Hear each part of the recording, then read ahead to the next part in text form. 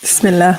Bismillah. Assalamu alaikum. Walaikum. Assalamu alaikum, everyone. Welcome to another Wednesday night live stream. Really excited to have you on here. Those of you who are watching live, welcome.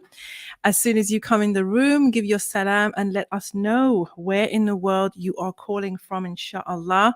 We want to know where our audience is based. And if you are part of the replay gang, then please make sure that you put replay gang in the comments. Announce your presence, announce your arrival. We want to know who's here, who's in the building, who's in the house. Yes, indeed, I am fashionably late. I am always fashionably late, alhamdulillah. And as they say, better late than never. Alhamdulillah, inshallah, we've got a really interesting and important show for you guys today, inshallah. And as you know, if you've been following, let's get into this topic, which is a really important topic. But before we get into the topic, which we are today talking about porn, we're talking about pornography, addiction, and how to love an addict. This is an edition especially for sisters. Those of you who want more information about this on this topic, we have covered this in the intimacy conversation. I had a really good conversation with Brother Wa'il Ibrahim on this topic, and twice actually, in the marriage conversation and in the intimacy conversation. So let's call out some locations. Who have we got in the house? MashaAllah. We've got some regulars. Shout out to the regulars. MashaAllah. We've got New York in the house. We've got Norway. MashaAllah. We've got Pakistan. We've got Birmingham. Kansas in the building. New York. Alhamdulillah. London. Fantastic. Thank you, Mr. Mia. We appreciate your attention. Birmingham's here. MashaAllah. We've got the US. Fantastic, guys. Definitely, as soon as you come in, give us a salam in the chat, okay, and drop your locations in there. And don't forget to help your sister out with all of the good stuff, including super thanks, super chats, cash apps. You will never guess what. I think I've kind of made it, guys, because the first of my videos has been demonetized. Can you believe that? Wow, mashallah. We're trying to speak out here, talk about things that are important, but YouTube is like, nope, that is not right for our advertisers. So, hey, what can you do, mashallah? Always appreciate you guys' support and popping on live. But let's get to the topic, because it's Wednesday, it's midweek, and, we don't have time to mess around, inshallah. Today, we're talking about the really important topic of porn addiction, and we want to address this specifically from and for a sister's perspective. So whether it is a sister who is addicted, or it is a sister who is married to somebody who's addicted, we're going to be talking about that today. And I have a special guest who's joining me, mashallah, who works in this field and is, you guys will be familiar with her, inshallah. When she comes on, you will recognize her. So we're going to chop it up. Then we're going to open the lines, guys. So it is a call-in, so you will be able to take part in the conversation. And as always, keep the chat focused. We love to see your comments in the chat. I love to highlight them as well during the conversation. As I've said, this is the best live stream on YouTube right now within the Muslim space, because we have such a great community, mashallah, and we get such great comments coming through, and the chat is always so engaged and so focused on topic, mashallah. So alhamdulillah. Right, we've got something right up. I'm going to bring Sister Amina on. Assalamu alaikum, sis. Wa alaikum assalam wa rahmatullahi wa barakatuh. How are you?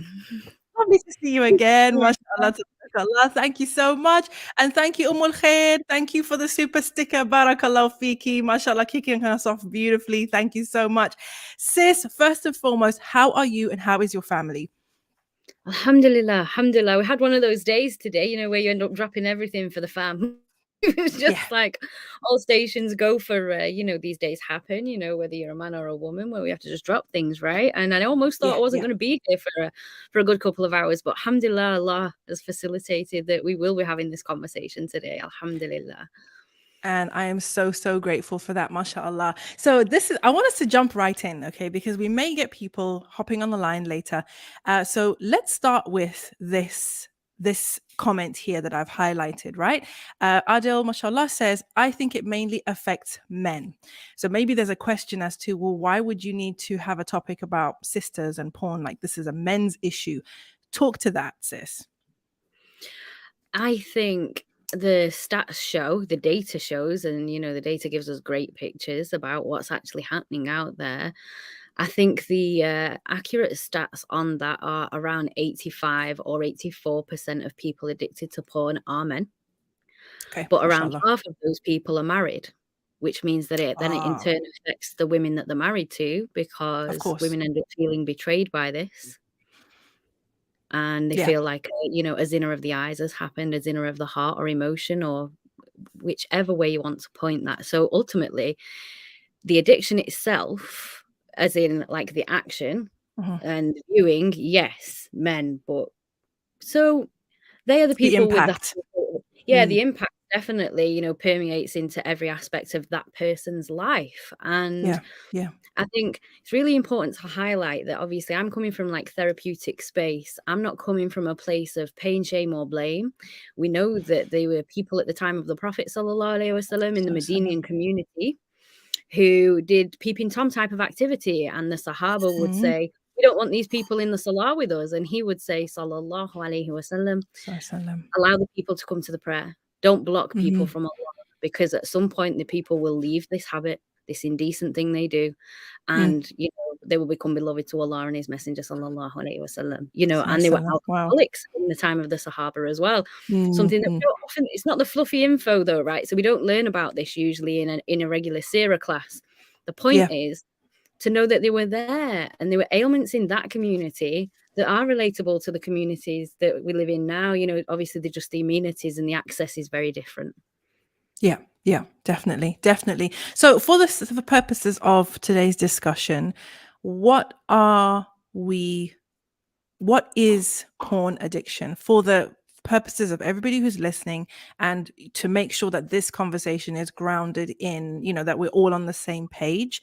What are we saying is porn addiction? What qualifies as porn and what qualifies as an addiction? Oh, wow. Well, subhanallah. Okay. So any addiction, whether it's porn or anything else, is anything that alters the mood of the person unless they receive that dopamine hit, basically, from whatever that action is, whether it be smoking, drinking, viewing something that they shouldn't be viewing, followed by an action they shouldn't be doing, right? Because there are some people who don't necessarily view porn, but they're addicted to masturbation, right? And the two are very closely aligned, right? Because we've talked about this before.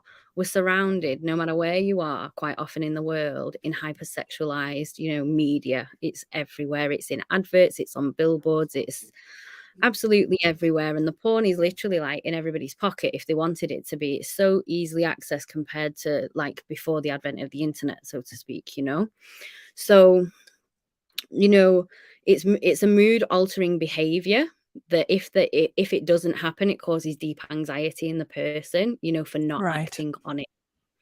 Okay. So when it comes to what qualifies as porn, I mean, I would need a scholarly answer for that. And the reason I say that is because we've also touched on the topic, for example, of Bridgerton. Now, that's not hardcore Yes, porn. we did. All right, girl, it's okay, because let's do the whole gamut, right? Because everybody, I think, is more or less on the same page when it comes to, sites like Pornhub, for example, where it's like, it's obviously videos of, sexual acts, etc., right?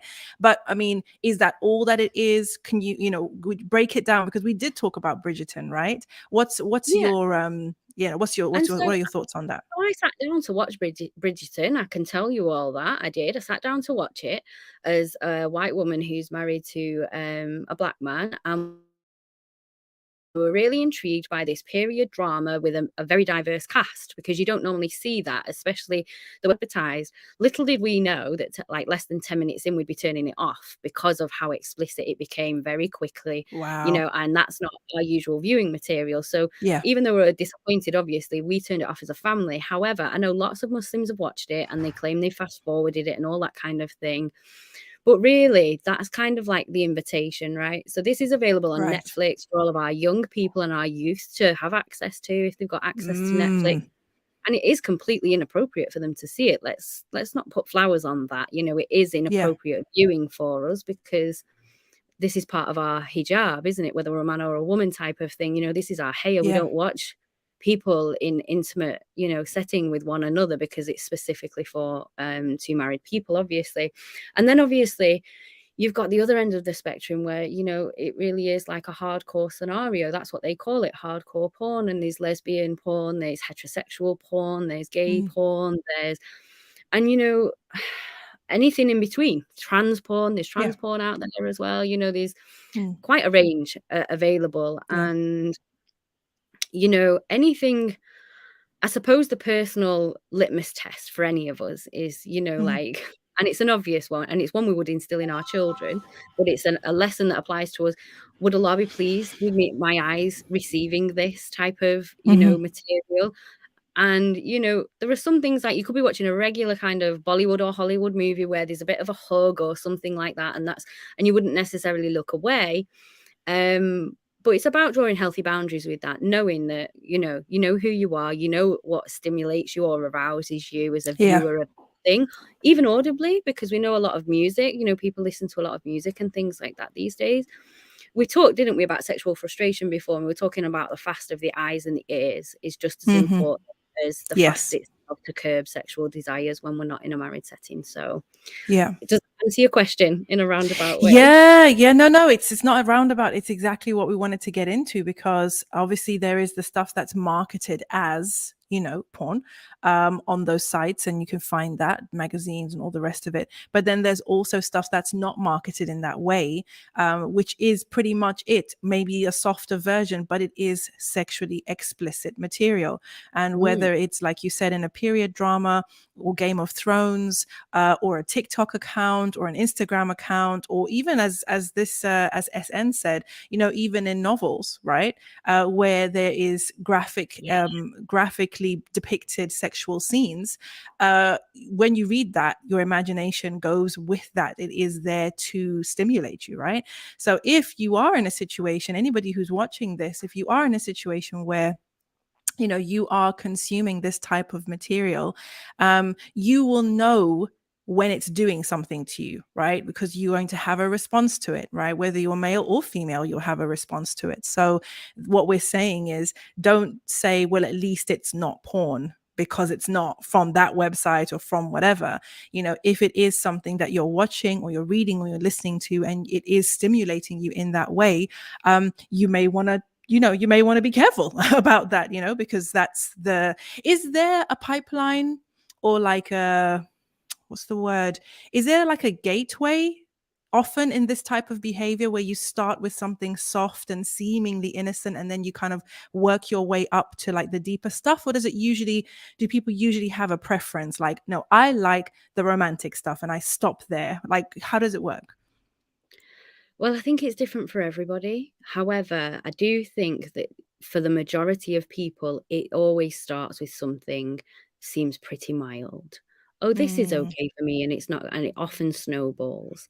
It often snowballs because one of the reasons why people are so attracted to this type of material is because of the human nature of yearning for a sense of belonging, connection, and love, right? And lots of people didn't receive that as children, and that's just true, sadly, you know, for one reason or another. And there are lots of different, and it's not about going on a I hate my parents campaign or anything like that. Parents have often done the best they could with the tools they had, yet lots of us arrive in adulthood where we have to reparent to an extent, as you know, in the personal development world. It's a really important part of adulting, right? And being a parent again, right? Because we want to nearly every parent I know wants to avoid the mistakes their own parents make, but we often sound like our own parents, don't we, right? So it's about acknowledging, you know, like, what, actually asking yourself questions like, what is it about that I really like, and is there somewhere else that I might be able to find that, to try and avoid it as much as possible, you know. And anything that's going to stimulate you to the point that's is going to break you will do. So obviously that varies from like madhab and minhaj and all that kind of thing. There's definitely something, do you know what I mean? So it's like, for me personally, it's like, if something can stimulate you to the point you would be gone, we definitely should be, you know, warning ourselves and having a bit of vigilance. would be my Yeah, recommendation. that's a standard. Like that's a really well. That's yeah. I mean, if you're having a physical response, right? Like you said, in Mm. in a woman's case, that would break your wudu, or in a man's case, for that matter, then this is something to be wary of. And Kuda says here, the steamy romantic books are actually erotic novels that explicitly describe sexual acts in very passionate romantic details that can mess up your brain about intimacy, sex, and love, and maybe set up some unrealistic expectations as well on the way. We've got Fatima saying it's a perfect topic for this time and age. It's good to enlighten each other on such a topic because in most cases we tend to turn blind eyes and deaf ears to it, and it's consuming our society so much. Amina, thank you so much for sharing. I've struggled a lot with acknowledging that steamy books does as much damage as movies showing explicit content. Wow. I've stopped reading those books recently and I'm so glad that I did. Yeah. I think that's real. I think for women especially, that's real, isn't it? Because we're more likely to be targeted and to enjoy the reading experience rather than kind of the full-on video and all that. And this is an interesting point from Adil as well. And this is kind of why I was asking whether it gets progressively more. You just need more to get the thrill. He says, you're right about snowballing. People don't reach the same levels of dopamine when they get used to the milder content. So they start to go for more extreme content. What's your perspective on that? Most of the time that is true, I believe, from the statistics, and it gets, it becomes worse and worse and worse, and the anxiety gets greater and greater and greater for not acting on that, and it's really interesting in many ways because I look at this whole subject, probably with some surprise to some Muslims, with a great deal of rahmah. People don't arrive at a place where they're addicted to this type of thing, or anything for that matter, Yeah. in a vacuum. They didn't just wake up one day and say, I think this is what I'll do with, my day. And it's quite a debilitating place to be. So I just want to reiterate that if there is anybody struggling with this, whether you're married to somebody who's struggling with it, or whether you're a woman that's struggling with it, or whether you're a man who's married and his wife doesn't know, I will share a link for you to get more information about support for that. But it will likely, people often think and tell themselves, even once they've started, that I can do this abstinence thing alone. And it's often more of a whole person picture that needs working out, even at a low level, to do some self-assessments that are, psychology based, about upbringing, about life events and things like that, to help find out where's the void here. Like, I think women, for example, read steamy novels and probably view things like Bridgerton out of curiosity. I think it starts, and that's because of a lack of adequate sex education in the Muslim community, something else I'm really passionate about. And I really do think that we've got to go to town on that, because this is where the Googling or watching things that we wouldn't watch in front of our parents if we were a young person type of thing, or even at my age, I would not watch exactly, not just a young person, any person. Okay. When they're embarrassed about sex and they're not really sure about what it is and what it's for and all that kind of thing, they're just more prone to Googling these things and watching these things out of curiosity to learn. But there are better ways to learn, and women naturally compare themselves to the women in the books. And once you've created that visual image or seen it with your eyes, it's very hard to live up to that. And I know Habiba Kande shared something recently and it really blew me away. And it was one of the ladies she's like the number one porn star at the moment. I have no idea what her name is. And she said, it's all fake. It's all fake. All the orgasms are fake. Everything is, how can we get the angle like this and like that to kind of get more views this time? And she was just like, none of it is nowhere near as satisfying as it seems. It's literally for views. And I was just like, wow. It's quite an admission that for somebody who's the number one person in the world for it. Yeah. So that's and mad. I do think that's the thing, right? I do think it does, and people, when they teach themselves or miseducate themselves, shall we say, through porn, even before they get married and things like this, so they think they can feel more confident, they'll often try things that are very painful for women. They're very degrading for women. They're emotionally abusive to women, especially when women have not had a wholesome sex education themselves. They're not really sure what to expect. So it can do multiple levels of damage, and there is support out there. So, I'm just so glad we're talking about it. It's so important, Naima. Allah bless you and preserve you for having these conversations.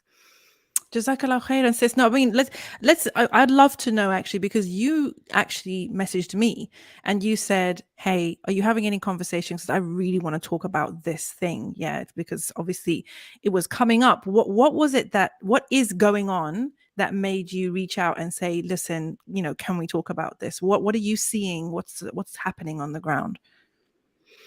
Well, I think what's happening on the ground. As a therapist, I have to be careful.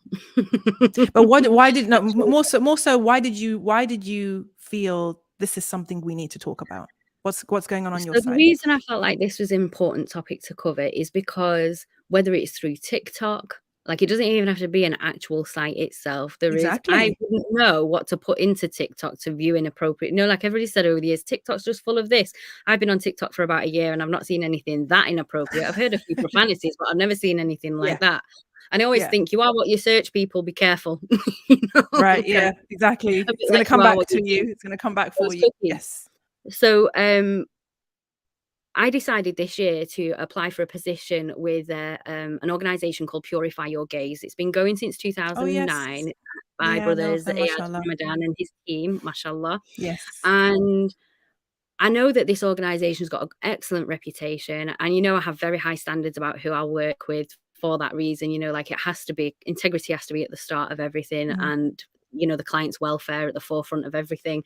And so I was intrigued by them putting an ad out for betrayal and infidelity support for the women whose husbands have been viewing porn and acting out, it's called, like whether it's and I don't mean literally acting out, I mean the behavior itself is called acting out, if that makes sense, like usually in psychology circles, meaning the masturbation that comes with it and also the viewing of the material and things like that, because that's very, very damaging in a marriage, when that's actually happening, especially if the wife ends up we're going to go into that. We are going to go into that, inshallah. Trust me, we're going to go in, but go on with about Purify Your Gaze and you in that role. And so they also said, how do you feel about working with women who are addicted to porn? And I said, well, I hadn't anticipated there would be that many. It's not something I've come across too much. I have come across it before, but I haven't come across it too much. But I would be happy to do that, because any support, I don't know of anywhere else that specifically focuses on supporting people recover from an addiction, specifically like this, who are Muslim, where it's all backed by spirituality as well as, psychology as we understand it today. And so obviously I was successful and I'm really excited to join their team. Congratulations. Yay. Alhamdulillah. I'm excited, even though that might sound odd considering the work ahead, because I am a person, as you know, who's passionate about bringing ease at times of great difficulty, and people who are so isolated by an addiction like this, having just one other human that they can confide in about, the joys and pitfalls of progress and trips and falls and stumbles, and somebody else to just say, it's okay, we're going to keep going, is so invaluable, because it's such, we would be surprised, the kind of things that people really do share when they build a trust with somebody. So when there's that trust there. I'm passionate about making support available to the people who need it. And I like that it's, it's not the most expensive program out there. Quite the contrary. It's very doable for everybody, and anybody can get access to it. There's like a multi-tiered program that they've got on offer. And when I looked at their recovery materials, I was just blown away. They've been building it for over 10 years and it's excellent. And I thought, I'm looking forward to this. I'm looking forward to being able to help facilitate this. So yeah, I love that. That's where the conversation came from. I was like, Naima has been talking about some really important subjects lately, and I wonder if she'll have a conversation with me about this, because even though it's not something where I would normally ask to speak in public about it, because I'm very specific, I will be only working with women on this. There are males available for men to work with. It's really important that women know that, if you are suffering in silence, whichever side of that spectrum you might be on, whether it's you who's addicted or you who's being betrayed by this addiction, there are people out there who can hold that space for you, Mashallah. And thank you. Alhamdulillah. Definitely always, trying to bring, support to the community. So we will put the information about Purify Your Gaze. I'm familiar with their work, mashallah. I know the brother and his wife, Megan Wyatt, long time.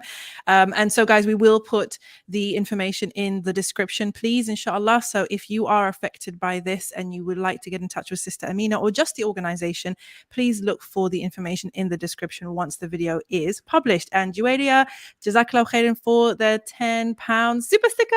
Yay! JazakAllahu khairan. Thank you so much. Now, let us go back over some of these amazing comments, mashallah, before we go into the addiction side of things, and then we want to go into your spouse being addicted side of things. We definitely want to cover both sides of that, inshallah. So this is an interesting question. What are your thoughts on this? Because IK says, I could be out of touch, but I would have thought that sisters' masturbation is a bigger problem than porn. Have you found this to be the case? Know anything about this? Or let me just reread that, sorry. Like Muslim women in general, women, I guess. We had a big debate on the channel about who qualifies as a sister. That's what they're referring to when they say, bro Nasir, and your definition of sisters, because we had a big argument about who is a sister. Okay. When you say sisters, what do you mean by sisters? So he's saying, like basically, Muslim women who are practicing and maybe not so practicing, but that masturbation may be a bigger issue, addiction to the masturbation more than the porn. But I don't know whether you have any information on that or a view on it. It's a huge subject, right? So it's like there are lots of different reasons for this. So, and there are lots. I'm not excusing it. I'm not endorsing it, and I'm not promoting it. But what I am saying is that this can end up being a real issue for many women. And some of the examples I have seen recently online. So, for example, and this is not in my therapeutic space at all. This is people who are sharing anonymously and, like Facebook groups and things like this. There was a woman who says that she has to masturbate every single day, even though she's married, because her husband refuses to fulfill her sexual desires. And my opinion was the unpopular one. I said, well, I think what we need to look at is we don't need a physical requirement to feel, sexually satisfied every single day. Some people get that, and that may be no problem for their husband. But if their husband is different in terms of libido and things like that, he really isn't obliged to make sure that she has an orgasm every day, for example. And I said, what this says to me is that there's some sexually addictive behavior going on here, which is usually an avoidance behavior for something else like anxiety. Right. It's self-soothing behavior, right? So many yes, it is. Yeah. So, and it's short-lived. It doesn't serve the long-term goal of the person. It doesn't serve the greater good of the community at whole, in general. But these are habits that develop behind closed doors, when people are often left to their own devices. And she felt completely justified in viewing porn every day or masturbating every day if her husband didn't meet her sexual desires. And obviously, we know that, even where the scholars say that it's a lesser of two evils, in terms of like if somebody feels like they're going to go out and commit zina, for example, they say that like masturbation is a lesser of an evil than zina. Obviously, it's still definitely not discouraged because it's so addictive. Because if people become addicted while they're married, they could end up preferring that instead of their intimate relationship. Now, I'm so glad that you picked up on this, because I remember having a conversation with another sister who's in this space.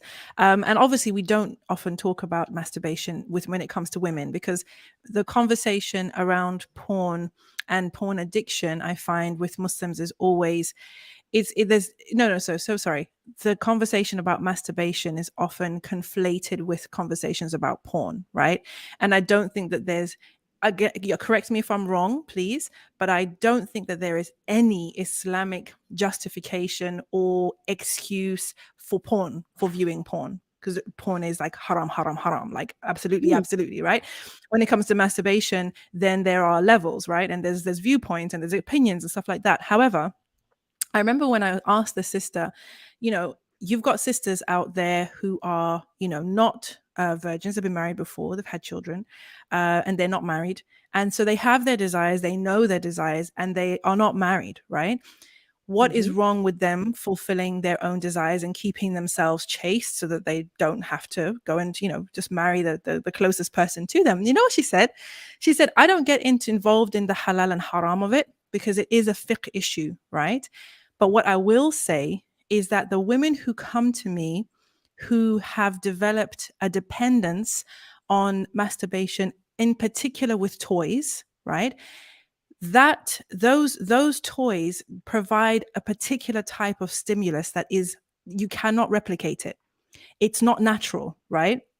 So you're getting a particular type of stimulation that is unnatural, that cannot be replicated, right? Under normal circumstances by a man. So what she said is, what I fear for these women is that they are in a space now where they will say to me, I don't need a man. I've got my whatever, my rabbit, my toy, my whatever. I don't need a man. And her perspective on it was, marriage is so much more than just that. It's so much more than just a tingle. It's so much more than like an earth-shattering orgasm. But for many of the women that she has been speaking to, it's almost like, I don't need to get married anymore. I don't have to kind of make peace with a man. I don't have to be patient with the process or go through that headache of having and maintaining a relationship because I've got my toy. And she felt that that was something that in the long term would be very damaging for those women and for their lives moving forward. I don't know what your perspective is on that, do you think? I think I always go with like the position that Allah is most merciful. Absolutely 100%, right? So I know there are some people who follow rulings that no toys at all are allowed and it's only human body parts. And then there are other people, like you say, who, okay, so subhanallah. The main thing that I found really interesting was her assertion that firstly, it's an unnatural stimulation, which makes it difficult now, because if you are pleasuring yourself, and men know this as well, right? If you're pleasuring yourself, you can usually get it done in a more efficient way because, hey, you're in your own body, you know what it feels like, right? And so once you get used to that, sometimes you lose patience with somebody else trying to do it for you because, like, look, I can just, do you know what I mean? It's like a 2-minute job, right? And I remember a sister telling me that her husband told her that he was sitting with some friends and he said, like, okay guys, so this is a very inappropriate conversation, I probably shouldn't be talking about it, but the conversation was basically like, would you rather go to the wife and make the approach and do the deed, or just get one out in the shower? And they all said, get one out in the shower because it's quicker, because it's easy, it's fast, it's a quick hit, right? And her Right. thing was that if you start to become used to that, then that's what you become accustomed to. And the other way looks long. It looks tiresome. It's a Yeah. burden. It's like, I can't be bothered, mate. So it was a rewiring. She said, like, it becomes something that you do, which is just a physical thing. It is no longer emotional. It's no longer spiritual. It's no longer this deep and beautiful thing that Allah subhanahu wa ta'ala has created to bring a husband and wife together. It's just a fix for you. I don't know. That was her perspective. I found it very interesting. Did you ever watch? You've just reminded me of a very early 1990s movie or 1980s movie that had Sylvester Stallone and Sandra Bullock in it. Do you remember? Uh-huh. And No. he kind of like been frozen in time, and he gets waken up out of this block of ice, and I don't know what year. It's probably 2005 or something like that. It was nothing like 2005. It's got flying cars and stuff, and you're thinking, why are you even talking about this, Amina? Because they have virtual sex in it, right?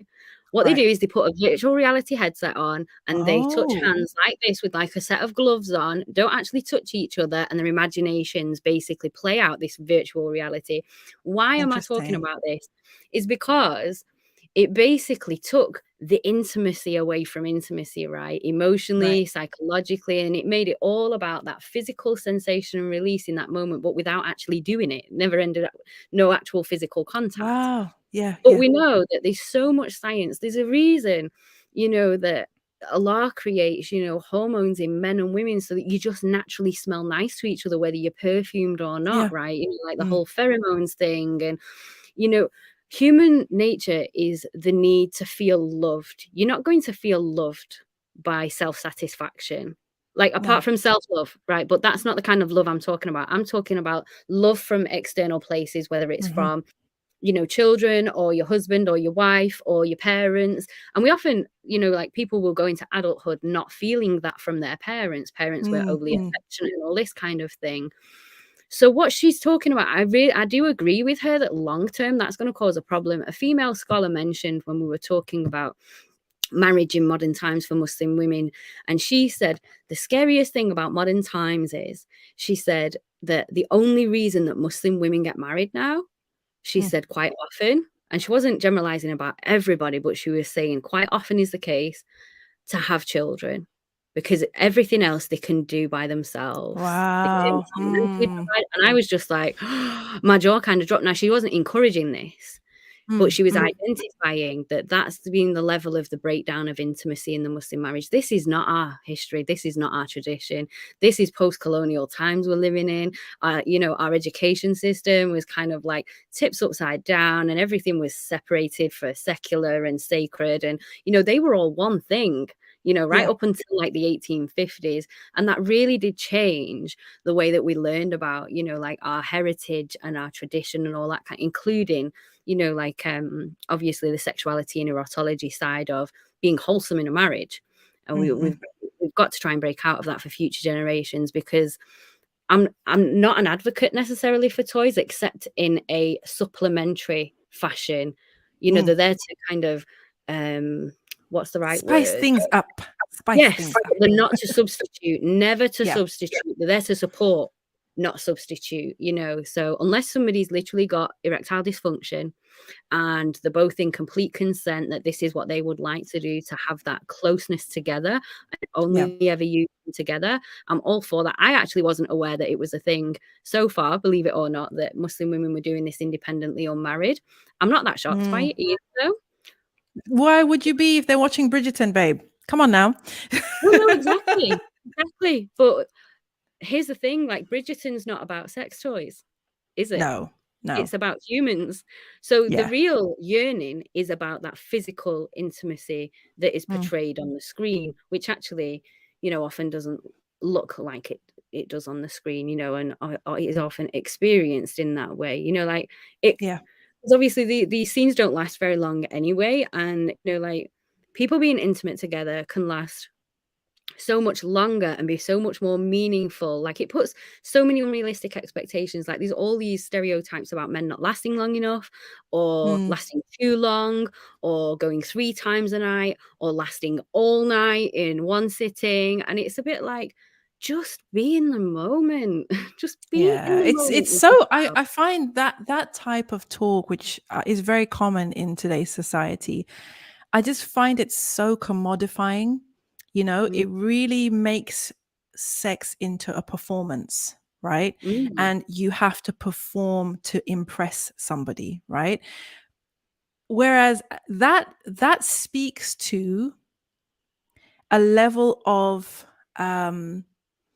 awareness of what else is possible and what else is out there, right? Now, for people who've been married more than once, obviously, you know, they do have an awareness, right? But we have awareness of people who we've not even been with, right? Because we've heard so many people talk about it. We've seen so many people enact it. We've heard so many songs about it. It literally, our society is saturated, right? With descriptions of this act, right? So when you come to have your moments now, your private moments, these moments of halal, of barakah, of ibadah, right? And you can't be in that moment because you're playing out all the different scenes that you've seen, and you kind of got a mental scorecard for like you said, you know, how it looks, how it doesn't look, how it feels, how it doesn't feel, how it sounds, how it shouldn't sound, and all of this stuff. I agree with you. I think it really takes away from you know, from the essence of it, because it becomes a performance, you know. Absolutely, because in any actual, you know, sexual exchange with the spouse, like, let's just put porn aside one moment, that sexual exchange, Allah has written what your orgasm is going to be like already. Like, Allah knows you that much. Allah knows whether you're going to be mindful and in the moment, and you're going to dedicate yourself to that sacred time, Bismillah, like, you know, or you're not. You're going to be absent, and you're going to be reliving and rethinking, and, you know, and yeah, we just need to get back on track with that, and with the Yeah, sorry, go ahead. You were going to ask me something, then I interjected. Sorry. No, no, no, no. We were in flow. You were good. You were good.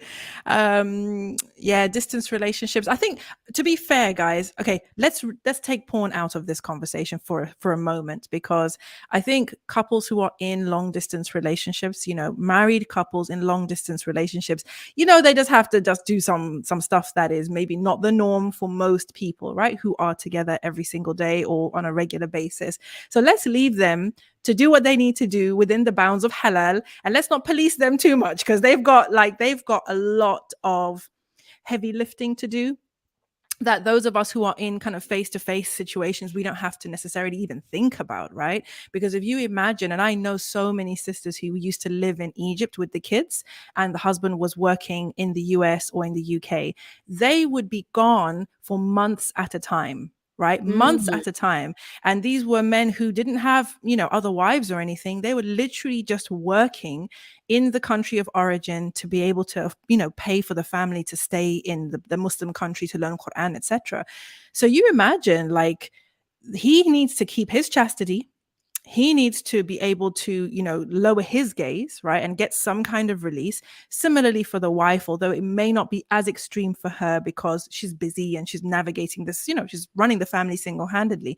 But I'm sure that those couples, well, they had to have some conversations, right, about, okay, well, how can we stay away from haram and make sure that we fulfill ourselves together in this virtual space, this distance space, but also how can we maintain an intimate connection when we're not together, right? So let's leave them to figure that out. Let's leave them to figure that out, inshallah, and not, kind of put too many restrictions on them because they're in a situation that is ajib, that is abnormal, right? And they've got more than enough to deal with. Okay, let's see. There was a question here about sisters, single sisters. That's it. Here we go. Tip for all the single sisters struggling with their desires: the old traditional fasting, and try the fasting and taking herbs like chaste tree berry, as it reduces the libido. Start looking into the lifestyle of monks.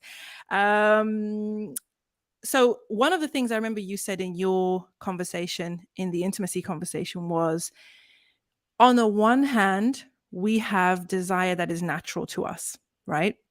We all have a natural level of libido. For some it's high, for some it's low, for some it's just average, but there's a natural urge that we have. Then there is stimulus for the urge, right? There's outside stimulus. There's what we see, what we talk about, what we think about, what we consume, how we use our time, how we use our bodies, right? Could you just touch on that a little bit? Because I think it's helpful. You really, mashallah, like your talk. And guys, if you haven't seen Sister Amina's talk actually on, I think it's called Help, My Husband Doesn't Want Me. And I'll definitely link it in the description because it has been viewed thousands of times. It obviously really spoke to a need out there. But in that video, you talked about how sisters who are not in a position to fulfill their desires in a halal way can basically control themselves so that they don't end up doing something that they will regret. Do you want to just touch on that briefly again, inshallah? Obviously, we'll point them towards the video itself.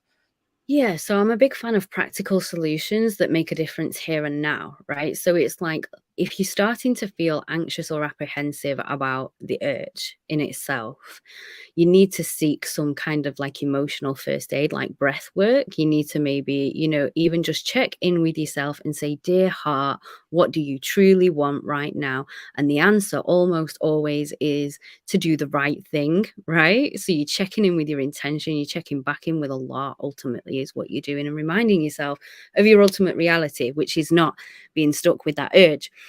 But if that doesn't stop you in your tracks and you're starting to think, well, what else can I do? How can I redirect this energy or attention or drive that's starting to develop? Then I would always suggest, I'm trying to remember what I actually suggested on that day. It was one of them was to watch what you're reading and watching. I remember yes. that. So like I said earlier on today, you know, everybody talks about fasting as in the traditional sense, no food, no water, but we really do need to be careful what we consume with our eyes and our ears. And that includes, you know, what we're reading on our phone, what we're reading in books, especially these steamy Mhm. books. They're not your best friend if you're not married and you can't channel that. No. Well, they're not even your best friend when you are married, to be honest with you, because they still just paint such unrealistic. Those books, I'm just gonna level it out, right? You shouldn't be on the shelf, okay? Just like you wouldn't have that Mm, movie on the shelf, those books, even though they're marketed in a very different way, like, there's been lots of things made into movies over the last few years, right? And they focus very yeah. much on really, objectifying, you know, kind of content when it comes to the surrender and submission of these damsels in distress who need this passion and all this kind of thing is really not the place to go. So you need to fast from what you're reading and Mm, fast from what you're watching and fast from what you're listening to. So if you notice that a particular type of beat in a music or, you know, like a, and I'll keep mentioning music and there'll be people on this thinking, oh, the will, you know, shouldn't be listening to music at all. Some mhm. people do listen to music, but sometimes they don't stick to the music that is considered disliked as opposed to haram, Listen, right? girl. No, no, no, no. Can I just say, wait, I need to I need to just jump in here, okay? This issue of music, right? Again, not here to say halal, haram, the scholars this and that, because you know there's a Yeah. variety of opinions out there. But what I will say, I have never up until now, and again, please correct me if I'm wrong, I have never heard any scholar justify a Muslim listening to the type of music that is popular and common today, that our No, kids listen to, that our no. young people listen to, that's topping the charts, right? This is So, it. you know, it's like, okay, musical instruments, yes, let's have a big thick conversation about it and all the rest of it. Fine, fine, fine, fine, fine. But if we were to sit down and read through the lyrics of some of these songs that are out there, we couldn't, right? Because haram, it's Yeah. haram. You know, we couldn't do it, right? We just we could not do it, right? So there No, needs it to is. be a level of honesty there as well, even for people who Yeah. listen to music. It's like, okay, fine, if you believe that you follow the opinion that it's permissible, fine. But what are you listening to? You know, what are you taking in? My non-Muslim mother has called the music industry audio porn since the Yes. 90s. Yeah. Right? She's just Yeah. not a general fan of it, and she even the way music culture changed from, like, the 80s and early 90s into the late 90s and then into the noughties, as they call it. Not naughty as in you're naughty, naughty, you know, considering the conversation that Yeah. we're having. The reason I'm mentioning this is because we don't even realize what effect that's having on our hearts, but you can absolutely guarantee it's having an effect on your heart. It's having an effect on your subconscious psyche around, you know, where you're channeling your energy in any given moment. And, you know, we pray that Allah finds us in places he loves to see us and not in Mhm. places that, you know, he hates to see us. Yeah. Amen. I mean, Amen. and so what these things do, they always plant a thought, and everybody has intrusive thoughts. It's a fact of life. And some people are really great at batting them off. You know, that initial Mm, thought of, I've got this tension, I've got this energy, I'm not married, so it's not halal for me to do anything with it. Ask yourself how you got there that day. What led to that thought? Like, what made this thought pop in there? What was happening just before? What was I listening to? yeah. What was I watching? You know, what questions to the self? And the reason why I suggest these is because it helps us identify what that trigger is. And so Mm, you need to start avoiding whatever those things are. This is a healthy avoidance because this doesn't serve us for the sake of Allah. This is not going to bring us closer to Allah, you know, yeah. and rushing into marriage because you've got a lot of tension in your body for that is not a good reason to rush off and get married, you know, absolutely not. So, you know, doing a physical sport is always highly encouraged, you know, doing something like that. But if you're not a physical person, do look to take on a hobby that really deeply emotionally fulfills you. It might be something you only dreamed about. You don't even need to tell anybody about it if you're feeling a bit embarrassed about it. As long as it's a positive way to channel your emotional energy, you know, it's something that will help pacify you until a time where you can. And obviously, watch your food. Dates are not your friend if you're a young person and not married. I remember you said that dates are not your friend. Why are dates not your friend? Dates are a hot food and they're an aphrodisiac, right? So Oh. Yeah, so like they say chocolate's an aphrodisiac, dates are often an aphrodisiac for people. So when people are trying to improve their libido when they are married, they'll often eat more Mm, dates. So don't eat too right. much dates, even though we love them. Maybe have one instead of three, or three instead of five, Inshallah. and things like that. So I'm hoping that they're helpful. But when we find things that deeply emotionally fulfill us, we look less for external things to pour into us, to give us that. And ultimately, that's where true happiness lies. Because when you find Yeah. that, your connection with Allah is unparalleled to any other connection you have in this life. And that's the goal, right? That kind Yeah. of connection with Allah. So Yeah. 100%. Okay. All right. So there's more to pick up. Some people asked if the show is live. Yes, we are live. Alhamdulillah. Over 100 people in the room.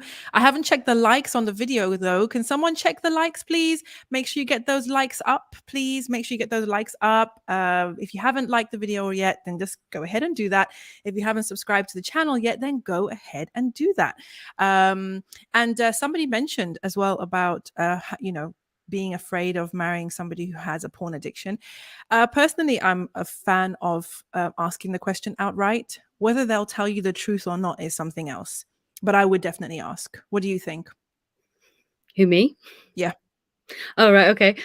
So at Purify Your Gaze is very clear policy about this, that if anybody is Disclosure. looking to get married, that they'd, and that they put off getting married for at least 12 months after sobriety from the addiction.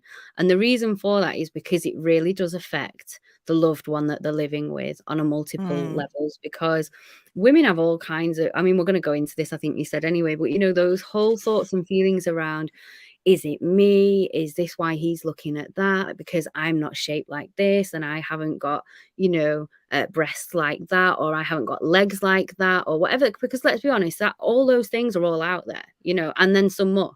And we won't go into that specifically. Mm-hmm. So, but the point being is that there's something wrong with me. And that's why and absolutely not. That really couldn't be further from the truth. Mm-hmm. His porn addiction is about him and his lack of fulfillment most of the time, way before he got married. It's rooted usually quite often in adolescence or childhood or very early adulthood, and women often take on this self-critique position of comparing ourselves.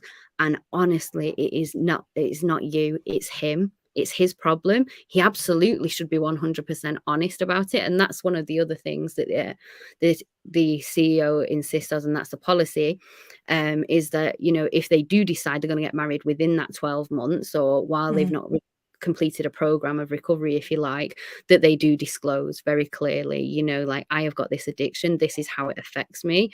Are you prepared to get married to me while I'm recovering from this? And then allow the person to make an informed decision. And that's a scary conversation, let's be honest. But yeah, for sure. This is the kind of honesty that we should expect when we're getting to know somebody for marriage. It's a bit like some ladies say, how do you know who to marry, in terms of, if that person's not been married before and you've not been married before, how do you know you're going to align on, like a sexual level, kind of like, in terms of how frequent you would like it? And of course, that's a very difficult question. So a good thing to do, of course, is only marry somebody who says, I'm committed to personal growth and I'm happy to learn and explore ways for us to complement each other, however that works out once we're married, and be open and vulnerable and ready to learn. Because just because we got married doesn't mean we arrived. That's the start, right? Yeah, that's just the start of the journey. 100%. 100%, subhanAllah. And somebody says, I'm going to do a KS one of these days. If the lights don't go up, we're going off air. So true. So true. If the likes are only at 34 and we have 114 of you in the room, then we need those likes to go up, please. Okay. Thank you very much. Thank you nicely. Now, Adil says, maybe the addiction will go away after marriage because he will get fulfillment from his wife who wasn't there earlier. Correct me if I'm wrong. Is that true? Not usually, no, because the Oh, wife will no. often, I mean, it's wishful thinking. It really is. It's like, people who are often addicted to masturbation don't stop once they get married, because that instant gratification fulfillment, like you mentioned, that 2-minute quick fix, Yeah. Yep. it's a guaranteed. So what we have when we're growing up, and this is one of the excellent modules that you cover as a participant in the program, is uncovering the hidden needs that weren't met as a child. And they're like Mm. certainty, uncertain. So children all need a certain level of certainty to know that they feel safe and secure, Children also need a level of uncertainty, because human nature is we need variety and diversity to keep us stimulated and interested in life so we don't get bored to death, right? Yeah. Another one is to feel connected. Another one is to feel loved. Another one is to feel significant. And there are a few more. There are 6 altogether. Yeah. And what you do is you answer a questionnaire about this on yourself. And what if you get married to somebody who you find it difficult to have an intimacy conversation with? You know, the first thing the person's going to do is pull a laptop out and go and do what they do, right? And Oh yeah, if often, any bump in the road is like, oh, forget that. That's long. but this is the thing about addiction, right? There's going to be bumps in the road. There's going to be lapses. It's okay. Allah knows you're going to continue to make some mistakes because he knows you've made sincere intention to rectify this. Because this really does get people to the point where they literally can't function on a daily basis without either viewing something or acting on something or trying to recreate something. And often, you know, like, I mean, even women, for example, and I mean, you know, we know like all the sexual positions, for example, are allowed. And, you know, we know of the 2 major harams, right? And I'm sure I don't need to say what they are. I will, just in case anybody doesn't need to know. So anal sex is not allowed, and sex during menstruation is not allowed. And there's a difference opinion about a variety of other issues when it comes to sexual intimacy. The reason I'm mentioning this is because some women will say, my husband will only approach me, doesn't like the look of my stomach after I've given birth, and he doesn't want to see me from the front. That's unacceptable, one, because how dare we dishonor the body of a woman that's carried our children, even if it doesn't look like we've seen on TV for the rest of her life. Bodies change, seasons change, and women age, and so do men, right?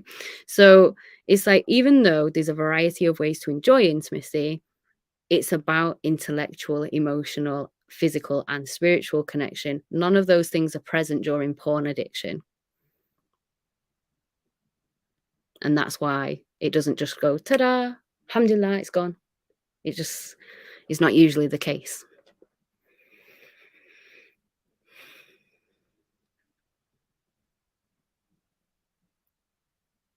I could say a lot about the stomach issue, but I won't. I'll let you guys drag him in the comments, or say whatever it is that you want to say in the comments. I'm not going to say anything because we're only at 59 likes, which means that at least almost half of the people in the room have not hit the like button. So we're going to take a little chill and a pause so that we can get the likes up. I'm watching, guys. You see, I am watching to see those likes go up. I want to see them get to at least 70. Okay, we're on 59 right now, and that's because I liked one. So then I got it from 58 to 59. You guys can take it up to 70, inshallah. Itfaddalu. Right, now let's see. Let's see what else we got in the comments here, inshallah. Ruhul says, turn off the lights if it's an issue. Adil says, that is a very bad man. Take the L for a man like that. Okay. Somebody asked what qualifies as an addiction, and Brother Ruhul said a habit which you're doing which you don't want to do. I think you mentioned something about there being an anxiety there, right? That if you don't do it, it makes you anxious. Is that how we're... Yeah, so it's mood altering, meaning that you become grouchy, grumpy, irritable, angry, frustrated, furious, raging if you can't escape and fulfill whatever need that is, visually, physically, or whatever it may be at the time. Obviously, for smokers, they run outside and have a cigarette, and all of a sudden the world makes sense to them for 5 minutes again. Wow. But of course, they end up a few hours later wanting to kill everybody, you know, if they don't get outside and have a cigarette again. Right? Yes. Alhamdulillah. Thank you, guys. The likes are up to 72. I'm happy now. Right now, the thing is, okay, so this is interesting, right? Because I think that, okay, so I'm going to come out and say this. There was a big furore, and there is a big furore, let's be honest, about a certain site giving people the option to state their sexual preference on their profile, right? And people didn't like that. They thought that that was out of pocket, that's rude, it's, you know, un-Islamic, etc. And from my experience and from being in a space of certainly older people getting remarried, so after the first marriage, this is not a conversation that necessarily applies to virgins and people who are young, but once you've been married once, twice, or however long, my understanding, especially in the West, is that those conversations will take place, right? The brother or the sister is going to ask at some point, what are you into, or what's a non-negotiable, or like how, what's the frequency that you expect? There's going to be that conversation, because the way that we are now, that side of life and that side of a marriage is such an important part that to not talk about it is almost negligible. It's like almost negligence, right? Because nobody wants to go in blind. Let me know your thoughts on that, and guys in the comments as well. Do I have a skewed sample? Do you think that that's not the case, that Muslims are not having those conversations before they marry, especially when it's their second or third marriage? What do you guys think? Not virgins, guys, we're not talking about them, leave them out of it. Sis, what's been your experience of people who are on the search for marriage? Do they have those conversations? Is there a respectful way to have those conversations? I think so. I think more people, especially people who've been through, okay, so my subjective experience professionally and personally is the female one, obviously. So I'm predominantly female influenced, right? So I see a lot of the women's side of the story, and I'm aware objectively that there's also the man's side of the story, and that's okay. And I'll sit somewhere in between those, of accepting it as the actual truth. Allah knows the actual truth, and we've got his truth and her truth, and etc. I am always advocating that it's so important to have this conversation. It is a non-negotiable conversation as far as I'm concerned. And then it's a conversation in a conversation, right? So what I see online, more and more women are having this conversation to, they've had a difficult time quite often, in one way or another, whether it's through loss or whether it's through divorce or whether it's through, and, it's very rare you come across a lady who's like, oh, yeah, we got on great. We just, weren't compatible in some ways, so we got divorced. There's usually a big story behind why that is. And they are often asking the questions, I feel, in the spaces that I find myself in online, they're often asking these questions. But I think we need to, it really is important that we strike a healthy balance between, sexual satisfaction in marriage and building intimacy in a healthy way, and using sex as an avoidance behavior for other things, in the sense that I'm going to share a really unpopular opinion now. Okay, go ahead, sis. We are forewarned. Thank you very much. This is another conversation for another day, and we will have this conversation. It's about polygyny. And a wife said, she's wife number one, if my husband has been intimate with me every day for the last 15 years and then decides to take another wife, and that means I won't be satisfied every day, should I stay or should I leave? And I said to her, and it was not the popular opinion, let me just lay this out, and some people here, I'm sorry if polygyny triggers anybody here, I am on the fencer about it. I'm like, there's great benefit in it being done right, and where it's beneficial to people and there's not secrecy and all this kind of thing. But there's also, like, I'm not really in favor of people having a load of secret wives, or not a load, but even one's too much, where she's not given the due care and respect that she's deserving of. I said, if your husband suddenly became unwell and was unable to perform, your rhythm in sexual gratification changes. If your husband loses his job, and he's no longer able to provide the same standard of living, would you leave? So it's like, big facts. When you ask these these are hard questions Big to answer. And the truth is, when it's not involving another human or another woman, they would not leave. They would accept him for who he is. And I was trying to illustrate, I'm not trying to gaslight anybody here, but we do need to consider that all of our rizq is written by Allah, and Allah decides what we can handle and what we can't, etc. Right? So be open to the possibilities. And so obviously, and it didn't.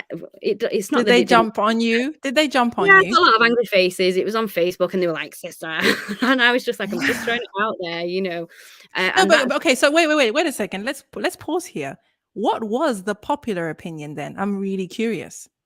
the popular opinion was, sister, you should not accept a cut in this. You have a God-given Right. right to sexual gratification. And I said, she absolutely does. But there are lots of things that can affect this. And when Mm. you think back to like the time of the Prophet sallallahu alaihi wasallam, quite Precisely. often people had more than one wife, and they often weren't with the same woman every single day. There was always a few days, you know, because there was a few wives kind of thing. And that was the social norm of the time.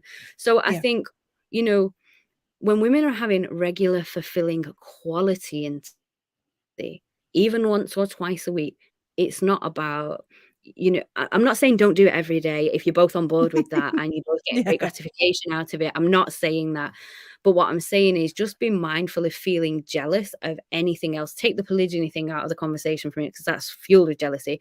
But any other, you know, like say your husband decides he wants to start playing tennis once a week and it interrupts your schedule for this, you know, like we have to allow him to fill his cup outside of the marriage too. So like, let's not be too Ooh. domineering about it. Oh yeah. Wow. No, I can imagine you were not very, very popular with that. And actually, subhanAllah, it's so crazy that you say that because I went on a rant yesterday on my channel. I just went live in the middle of the day and I just had a big rant. And one of the questions was this issue of, you know, what if I have to downsize my family because he's taken on somebody else? And my point was exactly as you said. If he quit his job, would you have to downsize? You know, if he was moved to another part of the company and they reduced his pay, would you have to downsize? And if you did, would you leave him?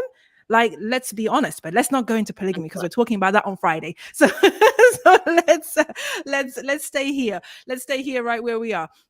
So, okay, guys, we could end up talking about this for ages, but I want us to get into the conversation about the impact that a husband's porn addiction has on the marriage. Now, some people think that from the outside, that when a man is involved in, you know, viewing porn slash masturbating, he is a highly sexual creature and he's not able to fulfill himself with his wife, or you know, she is not able to fulfill him as much as he needs, and therefore he turns to this.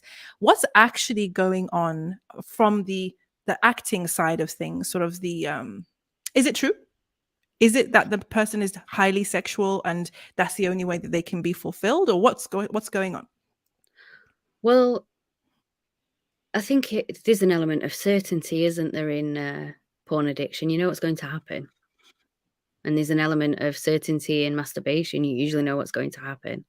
True. And so what this person is doing, it doesn't, even though he's acting out sexually, doesn't mean that he's highly, as you put it a moment, like highly sexually charged or something like that, right? So it's not, it's, we have to be really clear about discovering ourselves and knowing ourselves. When we know ourselves, that's when we start to know Allah properly, right? So, and the reason I'm mentioning this is because it's so important on this whole path of really, truly knowing yourself. So what a person's doing when they're viewing porn and they're acting out sexually, you know, like through porn viewing or masturbation itself, is they're self-soothing because of one of those unmet needs quite often, right? And this is just how it's you know, how it's evolved in their life. It may not have started like that in childhood. It may have been something completely different. And it would be the same with many people who've developed to some kind of addiction of any other kind. It just so happens that some people, it's this particular type of addiction. So even as long as a person's viewing porn, they will continue to be sexually frustrated with the spouse because they're constantly going to be comparing the spouse to an extent. They might say that they're not, and maybe they're not. Give them the benefit of the doubt, maybe they're not. It's difficult to imagine how they wouldn't be if they're getting constant bombardment of viewing of other people's most intimate areas. And this is why it's so pernicious, you know, to the marital relationship, because even if a wife doesn't know about it, he's constantly thinking about whatever he's absorbed, you know? And it's not just about abstinence, it's about finding alternative coping mechanisms for those unmet needs as a child in adulthood that helps you arrive in a healed place where you can really start showing up in intimacy, where you can start to have conversations you've always been scared of, right? So it's not an excuse. Or we all have excuses for the poor behavior that we have, whatever the poor behavior is, right? You know, like none of us, you know, what do you call it? Impervious to sin. None of us are impervious to sin. So, you know, the truth is we'll all find a rationale or an excuse or a context. The important thing is to just contextualize, why might I have done that? Not everybody will be able to do this alone, and that's fine. And that's why we have programs like the Purify Your Gaze program and the other therapeutic support in place for this and a range of other addictions, is because sometimes and I know this as a therapist, I have superiors I go to and I'm like, I'm stuck in the weeds with this. And it's like, I don't know, am I too close to this emotionally? It's like, and somebody else will see in an instant what I'm missing.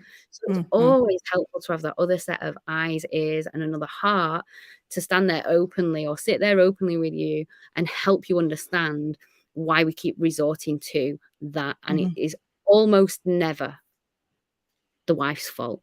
It's always something that's come way before her. And that's why it's so important that this support, like, it affects the addict big time. It affects the person who's consuming this awful content. But the truth is, it's affecting his ability to be intimate truly in a sacred way with her, like Allah has decreed for her. So it acts as a block and a barrier to really deep spiritual intimacy and physical intimacy. Lots of men develop ED because the obviously real life scenario isn't as I don't want to say aesthetically pleasing, because I think that's a really poor way to describe the sacred reality of the Muslim women's bodies. It's the gap between expectation and reality, right? The bigger the gap between the expectation and the reality, that's the frustration, right? So if you've got this completely unrealistic view of what a woman's body looks like, and you just have a real woman in front of you, it's like, ew. Why is that? Why is that this? Why doesn't it look like that? Why doesn't it look like this? Because your brain is used to and conditioned to what that expectation was, the unrealistic one. So I'm not sure if I directly answered your question there, but I feel like I definitely touched on it a little. No, you did. So, okay, so no, it's important, because I think what you're doing is kind of drawing us back to the idea that this addiction is not because somebody is hypersexual or because they're so sexual that they can't be satisfied by a woman or whatever. There's something deeper, firstly, that is expressing itself in this behavior, and it's a self-soothing. It's some kind of therapy, I guess, or numbing or avoidance. And, basically it's a behavior that's coming from a different place. It's not to do with the sex. So then what happens in a marriage then? Is he still able to perform? Does it affect the way that they can be together? And how can a woman deal with that? Because definitely we wanted to be able to provide something helpful and therapeutic for sisters whose husbands are currently addicted to this.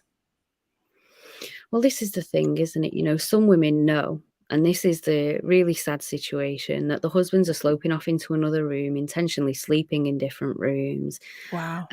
Blaming the birth of children and co-sleeping as a reason for a reduction in intimacy. And the truth really is, it's like, I'm a fan of co-sleeping, by the way. Like, I think it's great, and I think people should do that while the children are young, and especially while the children are being nursed in a safe place, because we're not people who drink and smoke and take lots of drugs. Yeah, and me all too. That where it's, that's where it's a concern, where people have that kind of lifestyle, not with people who have, fairly clean lifestyle in terms of food consumption and things like that. So, it can show up in a range of ways. She might know, and he doesn't know she knows. She may have confronted him and said, I basically feel like you've completely cheated on me. And that's natural, that feeling of betrayal. Well, if he's been looking at other naked women, why would you not feel that way? Yeah. Like, some women feel like their husband's getting close to cheating on them just by a second glance at a woman who's got a hijab on, or There's levels to this. Yep. For sure.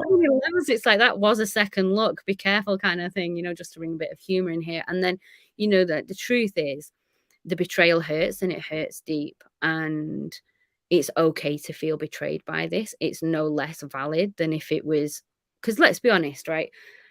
If you found out your husband had been going to a strip club, where they dance nude, and they're out there, like in loads of the Western cities, you're going to feel like he's cheated on you. You're going to feel like he's paid to go to this place. I mean, most porn is free. That's the sad thing. The vast majority of porn content on the internet is completely free. And that's what makes it so accessible to people, is that, you know, this support for him, and now, inshallah, there's going to be support for the women.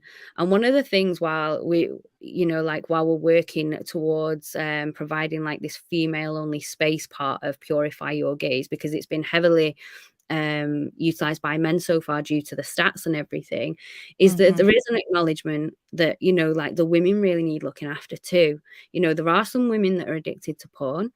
And I've known women over the years who've told me that they were addicted to porn, but it's often come from a place of curiosity, a lack of education, as opposed to they just want to watch something that's indecent. It's been a lack of sex education, adequate sex education, and them wanting to know more. But because of the way it psychologically affects you, people want to look at it again. And what about this? And what about that? And of course, you view and view more and more. So anyway, I digress a little bit there. Still on topic, but not quite so. So, it's important that women know they can seek support. You don't need your husband's you don't need your husband's permission to get support for feeling betrayed by his sexually addictive behaviors, and that kind of thing, or his porn addiction. And you're not alone. There's lots of, it's a sad reality, but I see a lot of strength in healing comes from other women feeling less isolated, like even being in a space where you can say, I'm not saying this as the first person. My husband would go nuts. I'm saying this as the first person. But, for women who are in this situation and this is what they've discovered about their husband in their marriage, like my husband's been doing this as well. And I completely blame myself, and having peer-to-peer support of, it's not your fault, sister. You're never to blame for this. You never deserve this. And these types of spaces that are very specific about, this type of subject, because there's not a lot out there, let's be honest, to support women in this, is really important, and taking that step, it's a scary step. Any kind of support's a scary step, but it's not greater than Allah subhanahu wa ta'ala, that fear that you've got for taking that step. So I encourage you all, to take the step if you need to. Definitely. This is one of those things, alhamdulillah, like we know that it's, so unfortunately so widespread, but now we do have resources that are Muslim friendly, Muslim centric, Islamic inspired to help you guys. So definitely don't feel that you have to suffer alone. You're not alone. There's unfortunately so many other people in the same boat. So yeah, definitely guys, do reach out for help if you need it. There's a question here that I thought we could answer, inshallah, because it may apply. What if someone who was addicted for 10 years but has quit for 6 months and now identifies as someone who doesn't consume it? Should he tell a future spouse about the addiction? I think you touched on this. What's the scoop? Ooh, so I think the party line for Purify Your Gaze, if you like, if you want to call it that, is at least a 12 to 18 months sobriety period of time. Yeah. So that's zero consumption, zero sexual acting out, because you've arrived in a place of, no, I really am past this, but not, I'll be honest with you all, right? I grew up with people with addictions all around me, not necessarily of porn, but like my dad was an alcoholic, and he's not drunk now. He was drunk for like from when I was about 4 till I was 21, so like 16 years, okay, like 17 years, something like that. And he's not drank since I was 21. And he still says, I still think about it now. Wow. And he's like, I won't do it. He said, because I know it's a slippery slope kind of thing. Yeah. But he is like adamant that, he is only one decision away from relapse, if you like, but he's not been through a wholesome program like what they've got. He's just done the cold turkey thing like a lot of Westerners do with AA and all that kind of thing. Right. And that's worked for him, and that's fine. With the Purify Your Gaze program, it looks to permeate into multiple aspects of your life so that you're not living in freedom from porn addiction, as opposed to, I've quit something. You're not quitting porn. It was never part of you in the first place. It was something that we resorted to in moments of pain quite often, or discomfort in some way, shape or form. And that's why when they interviewed me and I asked loads of questions and I was like, I really love this. I really love how comprehensive this program is, because it doesn't just look after the porn addiction. It's there to cater for, the wider spread. Let's get you genuinely in a place where you've Let's got get you health, healed. halal, Yeah. alternative coping mechanisms for living in this crazy world that we're in right now, right? 100%, subhanallah. A sister asked a question. I won't highlight it, inshallah, just to respect her privacy. But she said that she broke her hymen from watching porn and masturbating with toys, and she's not been married. And now she is really ashamed of the thought of her future husband thinking that she lost her virginity because she's actually slept with somebody else. How to deal with this situation? Should she disclose? What should she do? No disclosure. I say no disclosure. I say no disclosure personally. I said there's no need. If you've stopped, there's no need to tell him. I don't know. What say you?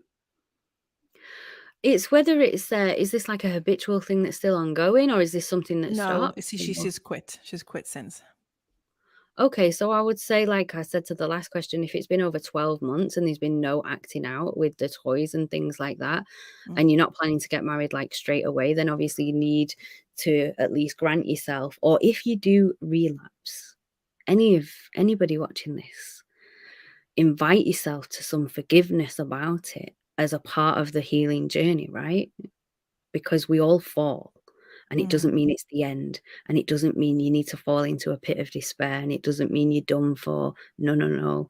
It's part of, what can I learn from this? Something happened and it was going so well, right? So if it's been over 12 months, then the Purify Your Gaze line for it, and I'm sure Zayad will correct me if I'm wrong, is that wouldn't need to be disclosed. And any broken hymen, whether it's through horse riding, or a sport of some kind, or, correct me if I'm wrong, Naima, I believe we're from a tradition where, like things like that it's not a conversation.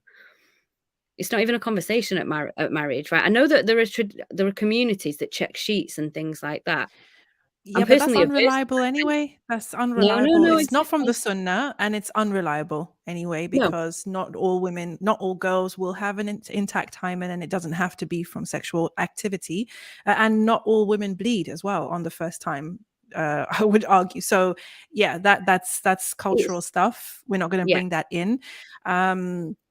And yeah, I think probably, I would guess, and I could be wrong on this, but I would guess that the way that a man would know if his wife is or would get the impression that his wife is a virgin and chaste and untouched on a wedding night is more like how she presents herself. I would guess, because I think men have an idea that a girl who's a virgin is going to be shy, right? That she's going to be shy. She may be a little bit, what's the word I'm looking for? Not scared. What is it? Bashful. Bashful, shy, but no, just have a bit of trepidation, right? Because it's her first time, right? And that's normal. So like, maybe don't go full porn star on him on day one, because maybe that might not go down very well. Like, just take it easy. This way, feel your way through, especially if you haven't had true experience. Don't go in there wanting to act out stuff that you saw. I would definitely advise against that, because that for me and again, I'm not an expert, guys. Feel free to rip my advice to shreds, but that's just not, what was I going to say? Going in with the idea of what you saw on the things that you saw, whether it was films, whether it was reading books or whatever, on your first time isn't a good idea, because that space with your husband is a co-created sacred space, right? Where you need to show up as yourself, right? You need to show up as yourself, true as who you are, in this intimate space with your halal spouse, right? If you're bringing, it's giving Bridgerton, it's giving, Girls Gone Wild or whatever, you're performing, you're putting on a performance, right? Because you've never really truly been in that space before, so you have no idea how you will feel, how you will see, like just how to navigate that space in a true, real environment. You only know fiction, right? So I would say, leave the fiction at the door, and be open to explore with your husband. That's what I would say. And go in there. Don't try to look like you know it all, or like, you know what I'm saying? Like, just go in and be natural. Just be natural. And hey, you know what? If your natural is wild and crazy, then you'll have to deal with that. So, subhanallah, like, I don't know. I mean, what do the guys say? I want to see what the brothers have to say about this. What if she pretended to be shy? She may pretend to be shy. You want her to pretend that she's shy anyway. Stop yourself. Stop that. Certainly at the beginning, you want her to pretend that she's shy, okay? Can you label yourself as someone who's chaste if you've consumed porn?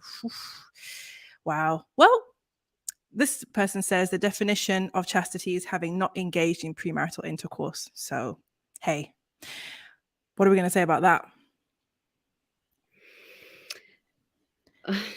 Well,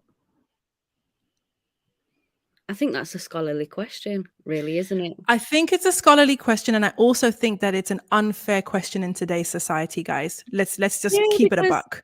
Let's keep it a buck. If you look at a regular, like, I'll tell you a movie I did watch lately, right? Because I'm not, a faultless person. Not that all movies are horrifically bad. I watched the new Batman, right? So I'm a person who looks away when the men have got no top on. That's my thing, right? It happened once in the movie. There were actually no intimate scenes, funnily enough, in that. And the reason, sorry, just bear with me one moment there. And the reason why I'm mentioning that is because the women are not dressed in hijab in any movie I've ever seen. Yet the men will watch, and they'll watch more than 2 glances, 3 glances, 4 glances, 5 glances at the cleavage and the short skirts and the tight pants and all these kind of things. It's not halal, right? Technically, it's not halal to keep watching these things. But in the times that we live in, when we look at the intention, if a husband and wife sits down to watch a movie together and their intention is to just relax together and spend time together, they're not sat there intentionally. It's very different if they were to put something on completely inappropriate. I wouldn't suggest that they're believing in the behaving in an unchaste way because they've both seen a woman in a state of undressed, even though that's normal in Western society, right? But we're surrounded by it. We're literally surrounded by it, and, I don't expect my husband to walk around staring at the pavement everywhere that he goes. I expect him to have haya in his conversations with women that he's not married. Do you know what I mean? So it's for sure. For sure. No, let's keep it a buck, guys. Let's keep it a buck. We need to have a realistic standard for what chastity is. And if we go too far with it, then none of us are chaste out here. And that's the truth, right? Because if you say someone is chaste if they've not ever seen a sex scene, come on now. That's it. That's everyone done, right? If they've never read a steamy novel, done. So let's yani ihdi shwaya. Let's not make things too hard on the believers, right? It is unfair to say that a sister who has seen porn or even consumed porn, or a brother for that matter, is no longer a chaste woman in the sense of the Sharia. I think that is definitely a scholarly opinion, but I think that that's something that we should be careful of, right? And I want to address this, okay? Because I think it's important for men and women to understand what first-time sex could look like, right? We've mentioned bleeding. Here it's being mentioned about being in pain. We've talked about being awkward. And the thing is, it may not be any of those things. And it could be all of them, right? But the common idea that the first time that you have intercourse, it's this really painful bleeding experience, that shows that the woman has not been prepared properly and her body is not ready, right? So if you guys don't know about the ins and outs of all of this, please, I want to refer you to Amira Zaki's marriage conversation interview that she did with me. I'm going to link it in the description because she talks about that as well. And so for brothers, for men, young men especially, who are going to be in that position with their wife where they're going to, have intercourse for the first time, you guys should also know what to expect and how to make it the most pleasurable experience that it can be, and also not to go in with misconceptions that are going to make it even more difficult, right, for you guys to get onto the same page. Do you have anything to say on that, sis? Yeah, I just think, like... I need to jump off to get the charger for my computer, so sis, you take the wheel. It's okay. Yeah, so I think it's really important to prepare, and I think... you know, this subject shouldn't be as embarrassing as taboo as it's become in, modern society. Young men that are getting married, or even, men who've been married once before, they should be literally preparing, making sure that they've got things like lube with them and things like that.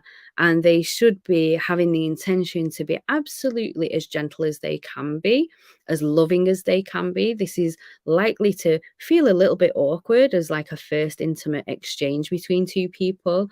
And the key focus is making sure that you both feel safe.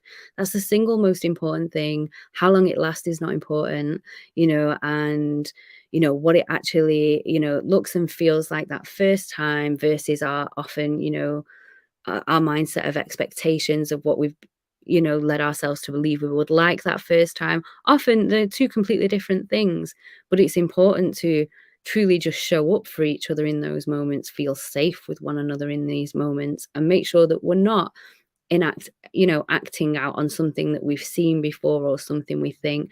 Communication is just so important. Checking in the other person is actually all right, and having a conversation. It's just so. I was just saying that, Naima, I don't know if you heard me, that I used to get shocked. I didn't say this at the start, but like women would say that, like I used to get phone calls from women the day after consummation, and they'd say it didn't happen. I mean, it didn't happen. And I used to say, well, what do you mean it didn't happen? And they were like, oh, we just couldn't. It just couldn't. And I used to say, did you try this? And did you try this? And did you try this? So I was talking about things like relaxation techniques, sensual massages. I was talking about lube and being prepared, because, the two people in the first exchange just need to feel safe.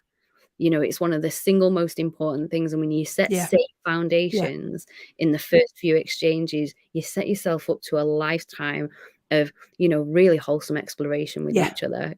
So it's not about how long it lasts. It's not about how many times. It's about being safe with each other in the moment so that you can build on that. So, Naima, I don't know if you want to add something to that. Yeah.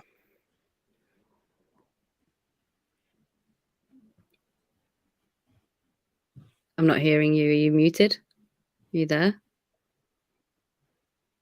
I'm not sure whether you guys can see me or whether I'm choppy. It's looking choppy on my side. Can you hear and see us choppy. Okay? Oh, yes, I'm here. I can hear you. My internet's doing funnies. Can you hear me? I can hear you. I can see you as well. It's only slightly it's looking choppy. it's looking like my internet's playing up. Yeah. I was just talking about we won't keep it going for too long. Yeah, agreed. Guys, so same thing. I think the same advice for both is try to come right back down to earth on that, that initial encounter with your new spouse, right? And just be you. Same with the brother, right? Don't bring all the stuff that you watched or that you saw, that you heard about, and like try and like put all that on. You know what I'm saying? Like, you don't need to perform. What you need to do is connect in an intimate way, right? So I think that space is very much a co-created space. The two of you will find your groove, and this is especially for the virgins out there who may be listening to this. Just you want to be in that safe space, like you said, where the two of you are in this blessed space and you're able to explore each other in halala, and give yourself time to do that. There's acts of sunnah that we need to do, right? And we should definitely learn about that, but also learn about the mechanics of it, right? Learn about the mechanics of it, of how it works. Please don't go in there not having done any research, not having done any reading at all, girls or boys. Because now we're talking about young people, we can say girls and boys, right? But even like girls or boys, don't go in there just with locker room talk, right? Or don't go in there and your mum never told you anything and your aunties never spoke to you about it, right? You can learn from halal sources, with Islamic parameters, within Islamic parameters and Islamic guidance, inshallah. So, let's play it. Let's play it in a what's it called? Yeah, it's okay. It's okay. We can do it. But khair, inshallah. So much has happened in the chat since I left. Yusuf says that there's only 20 likes, but that cannot be true. Last I checked, there were lots more than that. Somebody can do a likes check for us, inshallah. Let's see where we're at. I'm sure it's more than 20. It's 109. That's not bad. That's not bad. Alhamdulillah. All right. So, Virgin Gang, whoop whoop. All right. So, for those of you, mashallah, who have not consummated marriages, have not been married, let's just make the most of the halal sources that we have, mashallah, to learn about this aspect of our deen, because that's what it is. It's one of your spouse's rights on both sides, okay, the wife and the husband. So it makes sense for you to know as much as you can about it, just so that you don't have that trepidation, right? You don't have all that fear going in and just huge expectations, right? About, for the guy, like how long he's going to last and how many times and all of that stuff. Try as much as you can. My advice, try to leave that at the door, because it's going to be what it's going to be. It's going to be what it's going to be, and it's going to be what it's going to be between the two of you. So inshallah, be grateful for that, because if you have watched these streams, if you've read in my comments, you'll know that there are a lot of single people out there who don't want to be single, right? There are a lot of single people out there who do not want to be single. And one of the things that I've been saying on this channel for a little while now is, those of you who are married, don't make the mistake of taking that for granted, because there are people out here who have been looking for a long time and they're not finding, the opportunity to be with somebody in that space, right? And they've covered, like, they bombarded with expectations, with temptations, everything is sab, yani, for them, right? So those of you, mashallah, who have somebody in halala, please treat that person like the gift that they are, and this act between you as the gift that it is, right? And if you are suffering from any addictions that are impacting you in this way, please reach out for help. No matter where you are in the world, we've got you, okay? We know that this is such a big musibah, really, for those who are afflicted by this. And we know that it's not something that is going to help you for dunya or fil akhirah, right? So that's why we have conversations like this. Somebody was saying that this is an inappropriate conversation for us to be having on YouTube. I completely disagree. If you feel that this is inappropriate, please feel free to just swipe and go to another channel. On this channel, we keep it real. And alhamdulillah, we've been blessed to have so many guests who come and give us sort of real guidance from not just their lived experience, but the work that they do, the expertise that they have, the area in which they are professionally qualified, etc. Mashallah. So big up to, the guests that we get to have on here. And jazakAllahu khairan, Sister Amina, for sharing, we had another masterclass. Every Wednesday ends up being a masterclass, subhanAllah. It really, really does. It does. But I want to know, are you open to us having a few people come on if they want to? Yes. Yeah. All right. So guys, I'm going to put the StreamYard link in the chat. If anybody wants to pop on to add something, not to ask a question, please, but to add something, a perspective that we maybe haven't covered, or something that you found to be useful, please, inshallah, there's the link there in the chat. And you don't have to, because it's not one of those topics that many people are like, yeah, I want to talk about this. So if you don't want to, that's fine. I completely, accept that and respect that, mashallah. But yeah, it's definitely something that I'm glad that we had this conversation. I think people did benefit from it, mashallah. And for those of you who are asking for Gabriel Romani, Gabriel has done 2 talks on this channel, guys. We had one marriage conversation, and he was in the intimacy conversation as well, mashallah. So please go and check out his stuff. He did some really, really good work. Alhamdulillah Rabbil Alameen. Cool. Yes. And Sister Naima is like family now. Oh, that's so nice, mashallah. You guys are like family. Alhamdulillah. Alhamdulillah. But I think we should wrap it up there, sis. What do you Yeah, I think? was just going to say it's so important. I just want to say a personal thank you for all these really important real talk subjects that you're actually covering, because you're opening up, it really is like generational change that's happening with great intentions through the mediums that we've got access to, alhamdulillah.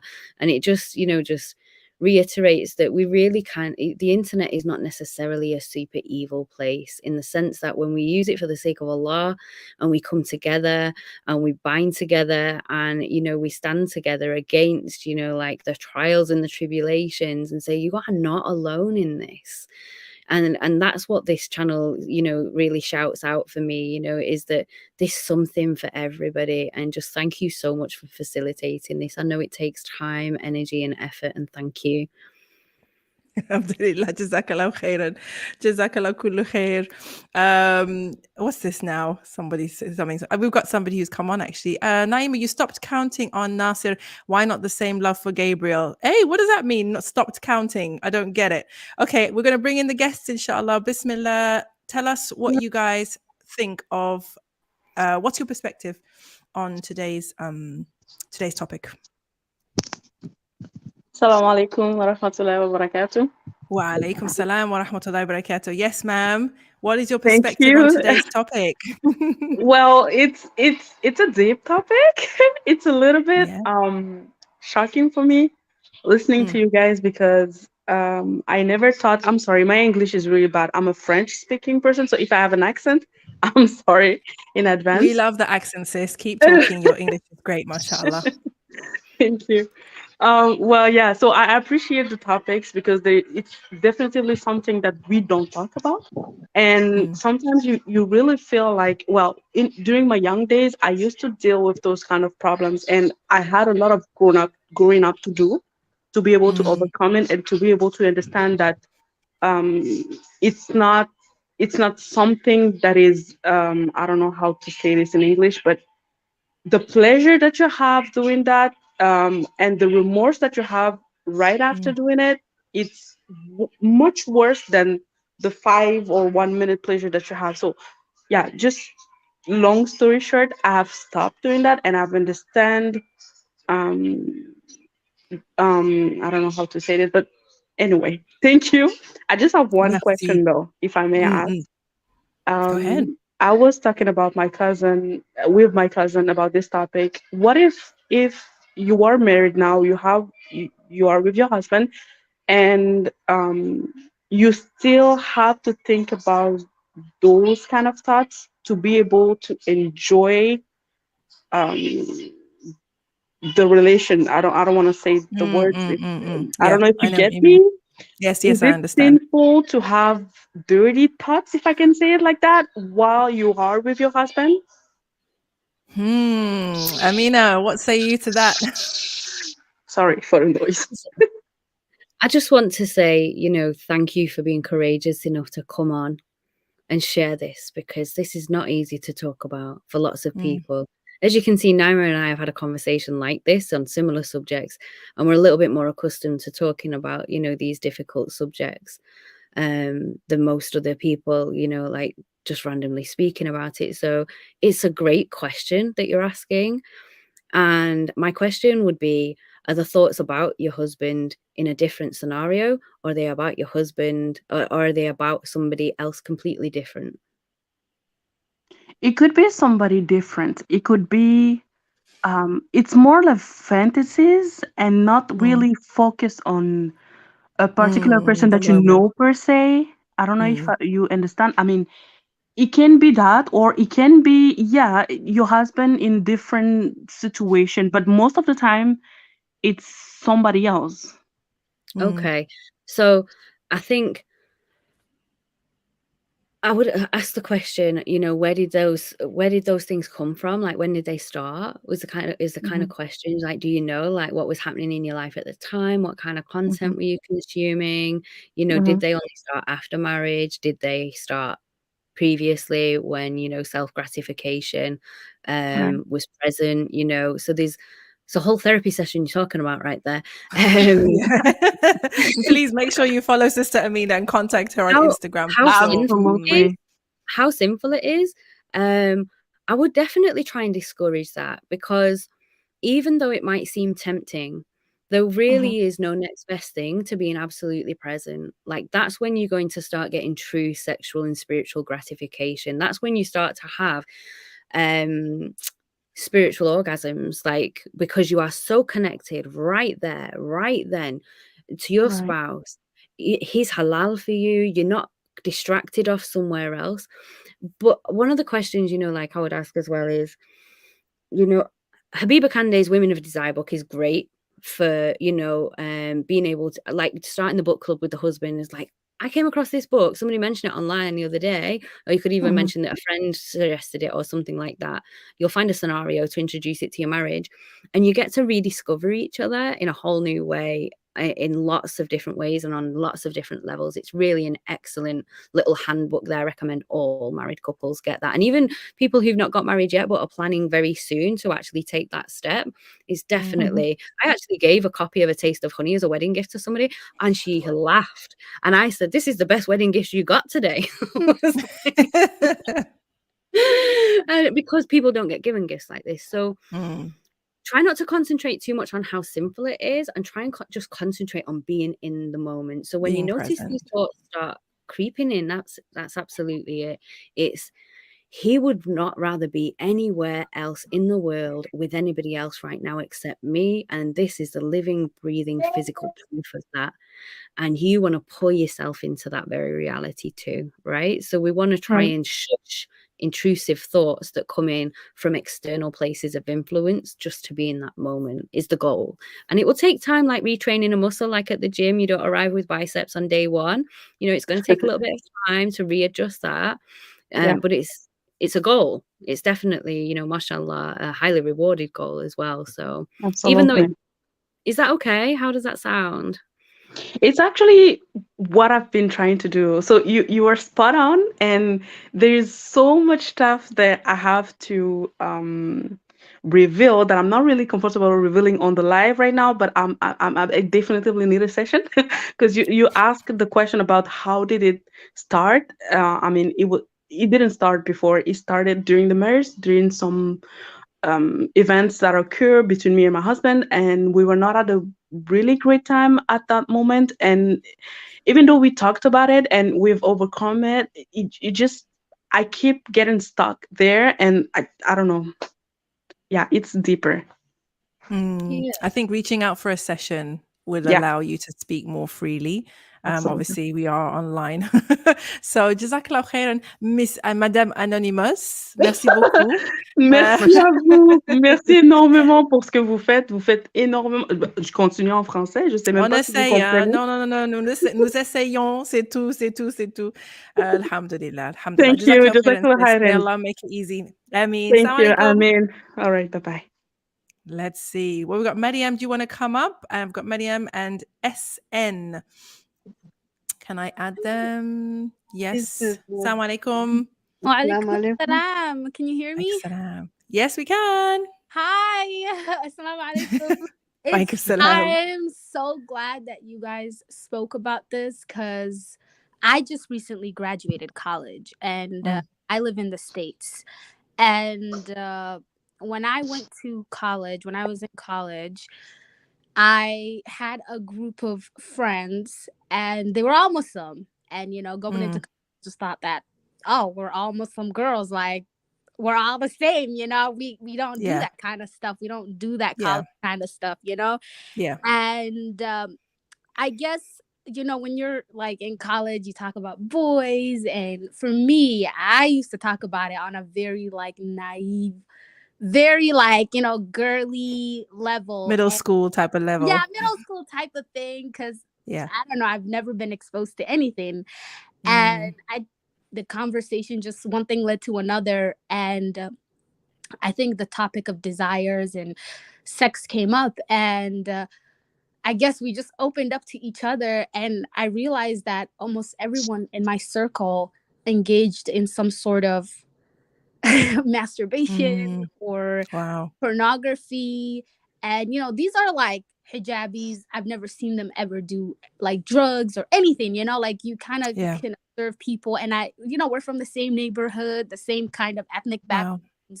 Yeah. that it made my experience, it made me feel so lonely, you know? And going into college, it made me curious. And I think that was just something that I really struggled with going into college. Should I try this thing? Because I felt like I was missing out, and I'm not ready for marriage yet, but it was just it was a difficult experience for me, Yeah. at least I should. Yeah. Yeah.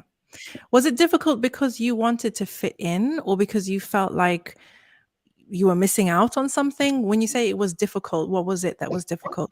Well, I think there are multiple layers to it, because I think I would say I bloomed a lot later than other girls. Like when in my high school, I think most people were active, and I went to an all like white non-Muslim. They were pretty much sexually active, like very young, throughout high school. But I really wasn't interested in that. And by the time I entered college, I think that's when my desires kicked in. I think part of it was that, like, I just didn't know how to handle that. But part of feeling like I didn't fit in, right? Because for me, it was like, okay, well, it's normal to feel this way, but should I just do it because all my friends are doing it? Like, should I just do it because... And I think it was just shocking because you'd never expect something like that. And also, like, fanfics, smutty, like... Somebody was talking. Oh, sorry. Sorry, I took her off. Manish. Sorry, sis. It's okay. I meant to take Sister Mariam off since she's not speaking yet, and highlight you. Sorry about that. Somebody mentioned fanfics, actually, in the chat. I think it was me. It was me who mentioned it, because it was just like, that is the thing that I feel like most girls get started on. And it's so common, like, because, and I think what made it so difficult was, it's one thing for someone to say this is haram, but like, I struggle with it. But it's another thing for your friends to kind of describe it as feeling liberal and free, and your sexuality, and learning about yourself. And I was like, oh my God. And I ended up in a place where I just felt like I couldn't be friends with them, because I was like, oh my God, this is I'm just a very, like, conservative, kind of very, like, strict person. I don't know, there was just so many things that were going on, but it was very difficult for me. And I just want to say, any girl who's out there struggling with this, don't let anybody make you think that this is okay, because it's not, right? I think it's about finding ways to deal with it. It's about finding ways to kind of, educate yourself. And I think that's what you guys are doing. And I'm so glad to be here, to be witnessing this conversation, because I think education is really important. JazakAllahu khairan, sis. Thank you so much. And in answer to someone's question, fanfic is fan fiction. It's basically when amateurs take their favorite characters from novels or from films, and it's usually romantic stories, aren't they? When they ship characters together, and it's a whole subgenre basically online. It's really So JazakAllahu khairan, SN. May Allah bless you with all the khair, protect you, and bless you with a spouse who will be the coolness of your eyes. Quick time, Thank you. Thank you. Assalamu alaikum. Wa alaikum salam wa barakatuh. JazakAllahu khairan for joining. Sister Mariam, let me see if I can add you. Are you ready with your comment? Go ahead, sis. What would you like to add? Wa alaikum salam. You can turn your video off if you like. You want your video off? I'm new to this place. That's cool. Okay. That's cool. What are your thoughts on the topic? My thought is, you have done a very good job on this topic that is really said or talked about, especially in our place. I'm calling from Nigeria. These are things that you hardly, even parents, like now, I'm thinking, how do I start converting it with my daughter or my daughter's sisters? These are things that it's difficult to start. I don't know how we are even going to start to discuss with them. I think, I mean, I want to defer to you on this, but certainly I think that one of the first ways is to create a space where they can speak without judgment, right? Where they can speak safely and they know that it's safe to be honest, and just start with asking them, what have you been exposed to? Have you been exposed, or have you heard anyone speaking about X, Y, and Z? And just in a space where they know that they can tell you, and you're not going to go crazy. You're not going to go and like beat them over the head. You're not going to go and tell their parents or whatever the case may be. That's what I always advise my friends. But Amina, what do you think? Okay. Are we talking specifically about introducing an awareness around porn on the internet, or the awareness of, sexual relations full stop? What are we referring to? Okay. Thank you so much. No, sorry. That's Maria, what the question is for you. When you're saying talking about these topics, do you mean topics about, sexual relations in general, or do you mean porn specifically? No, sexual relation in general, like when getting married, ready to go in for the wedding. How do you start? Let them know these are things that there are certain things that they need to understand, and then yes. So lots of communities and lots of cultures are in very different spaces with this and how they need to show up, to be quite honest. Media exposure is a big, it's a heavy one, regardless, because obviously it literally comes right into the homes of everybody, through multiple means these days. So somebody asked me recently, actually, in another conversation, what age do I think is appropriate? And I said, well, that really does depend on, the child and their comprehension. And it's always age appropriate and that kind of thing, because cultures have different ideas around, children maturing into certain, phases of young adulthood and all these kind of things. So it really, I think that, children who are likely to start hearing things at school and starting to likely be exposed to things at school or in their social circle, wherever they are in the world at that time. So I might be out of touch here, but I'm expecting that to be, between the ages of like 12 and 15. I would expect most 12 to 15-year-olds to be exposed to some kind of either conversation or something that somebody shares, because of the mobile phone use and accessibility and all that kind of thing. Not necessarily of porn, but of the conversation around sex, if you like. So I have 2 children. Well, I have 4 children altogether, but the 2 youngest recently saw 2 birds mating in a park, and they both said, are those birds fighting, Mummy? Animal movies will do it, guys, right? You want to introduce the topic of coitus, bring those animal wildlife movies, right? When they're looking at the lions and the elephants and you want to be embarrassed, that's what you need to do. And so I giggled a little bit to myself and I said, I think they're fighting. And my son, who's 8 years old, he said to me, no, I think they're definitely mating, Mummy. Like this. Oh my goodness. And he absolutely loves science and biology. So I know this. And his follow-up question to me later was, do humans mate, Mummy? Right? So like he's a little science, like this is his thing, like, biology and science. So I said, humans do mate, but only when it's, like it's only halal when they're married. They're not allowed to mate outside of marriage. And that was the end of our conversation. That was age appropriate. Very good response. So this was a very, age appropriate conversation for an 8-year-old. I'm not going to have a conversation with an 8-year-old about sex, but if he was, I am fully expecting way before he gets married or way before my daughter gets married to be having conversations about mutual safety, respect, and absolute consent in every way, so that they can build, so I'm expecting those conversations to happen at the very latest, like 16, 17, to make sure that they're aware of what sexual intercourse is and what the parts of the body are called. It's really important that they know these things, what to expect, when they're in that intimate setting. They might say, oh, Mum, I don't want you to tell me about this. I'll then hire somebody else to have that conversation in my absence. But they will be having the conversation, Yeah. In many of our cultures, actually, sis, I'm from Zimbabwe and South Africa, kind of.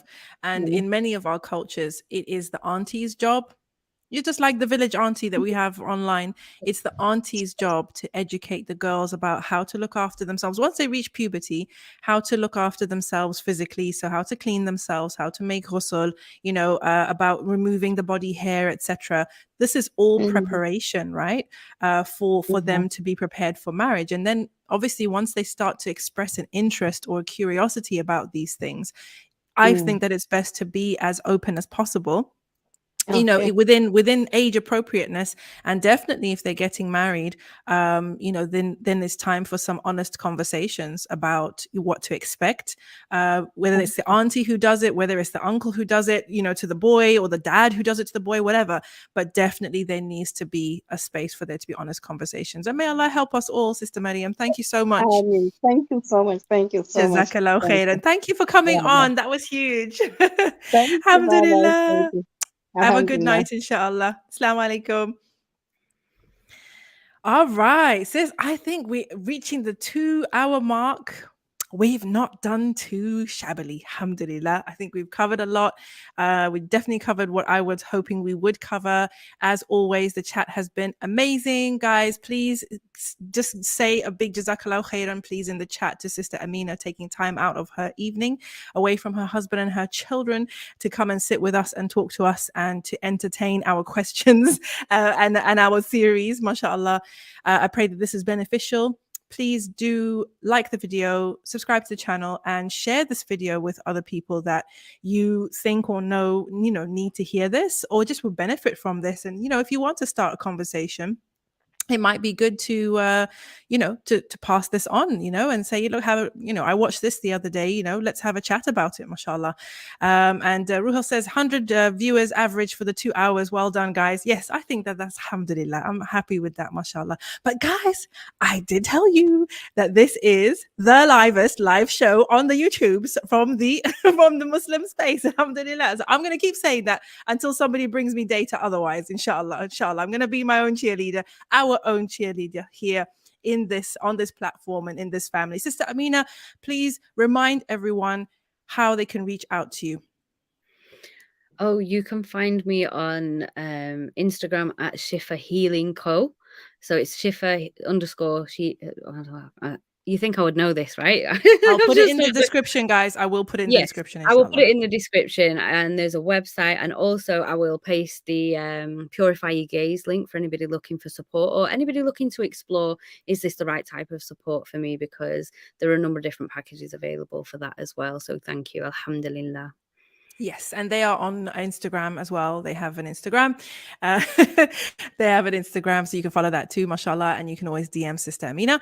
So for now, bi'idhnillah, we are going to wrap it up. The program for the fam this week is we're not going to go live. Brother Nasir and I are having candid conversations this week, not on Thursday, on Friday.